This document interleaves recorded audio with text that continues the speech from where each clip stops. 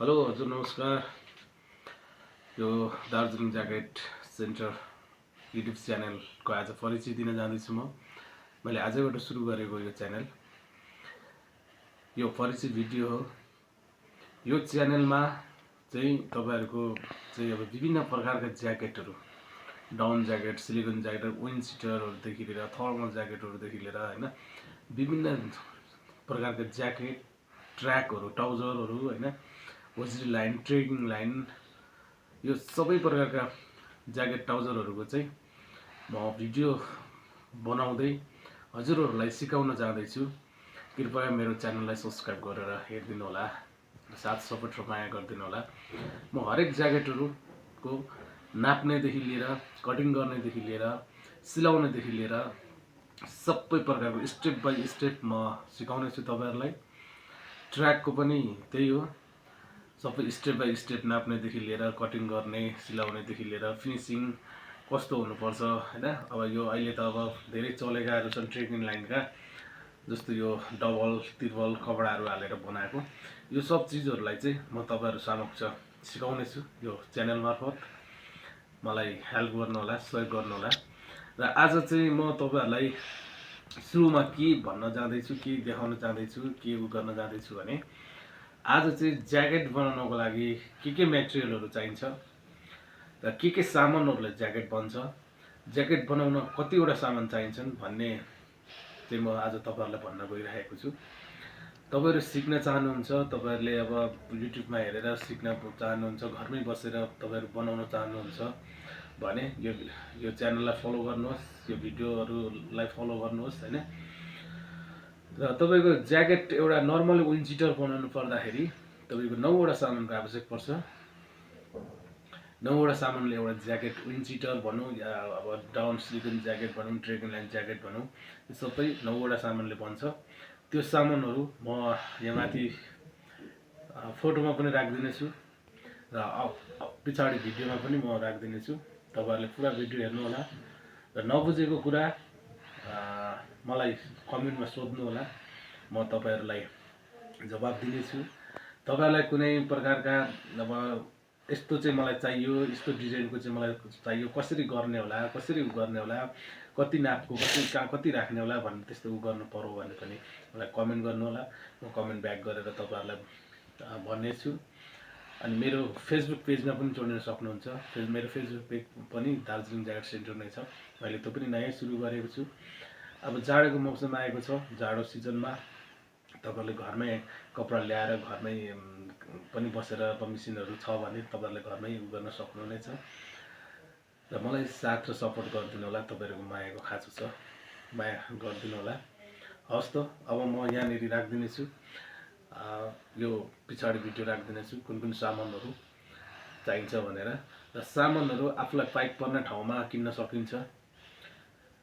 जस्तो म्याक्सिमम अब पाउने ठाउँ भनेको चाहिँ काठमाडौँ नै हो। काठमाडौँ पूर्वमा धुलाबारीमा पाउँछ, इटरी, विराटनगर हैन। पश्चिमको चाहिँ मलाई त्यति राम्रो थाहा छैन, म पूर्वको मान्छे हो। ज्याकेटहरु बनाएर लाउने बनाउने अलिकति मान्छेहरुलाई गाह्रै हुन्छ, ज्याकेट पनि बन्छ र भन्ने हुन्छ। तर ज्याकेट एकदमसँगले आफूले बनाएर लाउन सकिन्छ। म हरेक प्रकारको ज्याकेटहरु डिजाइन गर्न सक्छु, डिजाइन गरेर म बनाउन सक्छु। र मलाई सब्स्क्राइब गरेर हेर्नुहोस्। म स्टेप बाइ स्टेप हरेक ज्याकेट, ट्र्याक, हाफ प्यान्टहरुदेखि लिएर लेडिज, जेन्ट्स, बच्चा सबैको ज्याकेटहरु म A to Z तपाईहरुलाई सिकाउने छु। मलाई फलो गर्नु, मलाई सब्स्क्राइब गर्नु, माया गर्नु, लाइक, कमेन्ट गर्नुहोस्। हस् त, अब उता बाँकी भिडियोमा हेर्नु होला, म देखाउने छु है। सर्वप्रथम हामीलाई मेसिनको आवश्यक पर्छ, सिलाउने मेसिन। मेसिन यस्तो हुनुपर्छ, ठुलो हेभी मेसिन। यस्तो मेसिनले मात्रै राम्रो प्रकारको ज्याकेट सिलाउन उपयुक्त हुन्छ।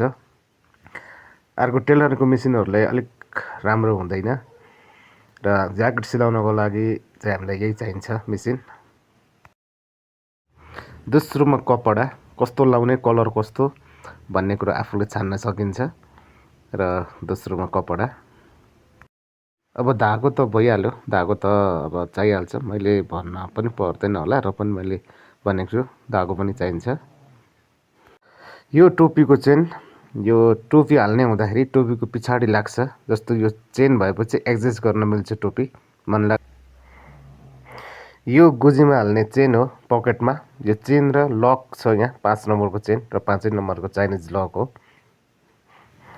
यो डोरी लक जस्तो ज्याकेटको पुच्छरमा ह्यापिङ भन्छ, ह्यापिङ गर्दा लाउने। यसले पनि ज्याकेटलाई एडजस्ट गर्न मिल्छ, कस्न र लुज बनाउनको लागि चाहिँ एडजस्ट गरिन्छ। योसँग अर्को डोरी पनि लाग्छ, पछाडि चाहिँ म डोरी पनि देखाउने छु। यो दुलोमा डोरी हालेर एडजस्ट गर्नुपर्छ। यो हाइलाइट हो, यो ह्याबिङमै ठोकिन्छ। ठोकिएर अगाडि देखाएको डोरी लक, डोरी र यो हाइलाइट एकै ठाउँ हुन्छ। यो डोरी क्याप हो, यो टोपीमा डोरी लाग्छ, त्यस मुनिबाट यो लाउनुपर्छ, फ्यान्सी देखिन्छ यो लाएपछि। यो इलास्टिक बाउलाको पुच्छरमा लाग्छ। यो इलास्टिकले पुच्छरमा लगाएर खुम्चिने काम गर्छ हातमा, बाउलामा।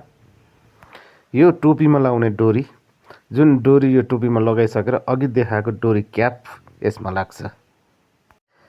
यो इलास्टिक डोरी हो, यो अघि मैले भने ह्याबिङमा लाग्छ। जस्तो डोरी लक, हाइलाइट यो मिलाएर ह्याबिङ गरिन्छ।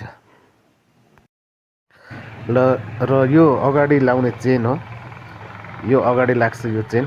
यति सबै सामान मिलेर चाहिँ एउटा ज्याकेट तयार हुन्छ। हस् त हजुरहरूलाई मेरो भिडियो कस्तो लाग्यो कृपया सुझाव सल्लाह दिनुहोला, सब्सक्राइब गर्नुहोला र हरेक ज्याकेट ट्राउजर बनाउने म टिप्सहरू तपाईँहरूलाई दिनेछु।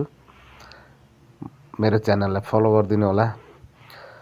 हरेक हप्तामा 2-3टा भिडियो लिएर आउनेछु, प्रतीक्षा गर्नुहोला। नजानेको कुरा सोध्नुहोला, म कमेन्टमा रिप्लाई दिनेछु। धन्यवाद।